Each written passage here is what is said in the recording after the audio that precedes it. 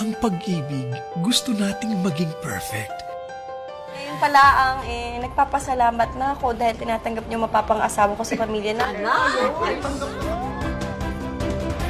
Siyempre nga pala, na mapapangasawa ko, sobrang mahal ako. At sobra ko ring mahal.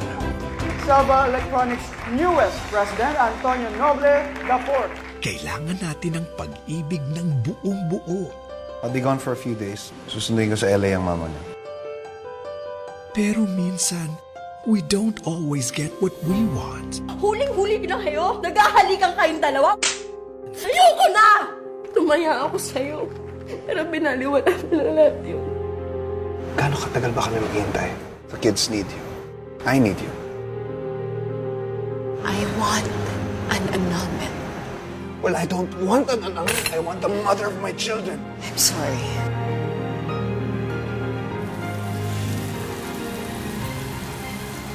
But life gives us what we deserve. Memories of you follow everywhere I go. Move on. Move on and what? Start over again? Too old for that. Sometimes we find love in the most unexpected places.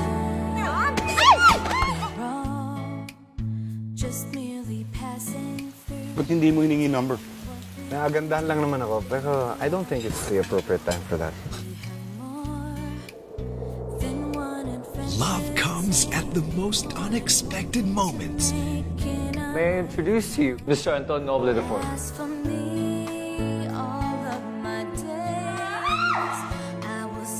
Kung man ako sabihin, hindi mo siya type. Objectively, type mo. I'm working with her. Just give me one chance. At papatunayan ko sa inyo na hindi kayo nagkamali sa pagpili sa akin. Approve na kayo. You're coming to Germany with me.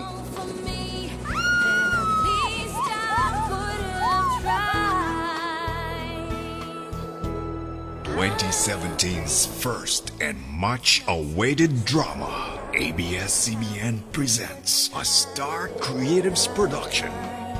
Love is the strongest force in the whole universe. Kaya nga ang mga sugat sa puso, pagmamahal lang din ang sagot. Matagal ko nang gustong pumunta dito eh. Hindi lang natuloy-tuloy.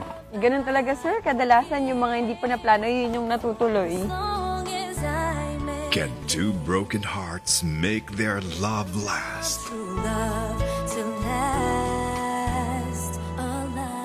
A Love to Last. Coming in 2017 sa ating prime time bida.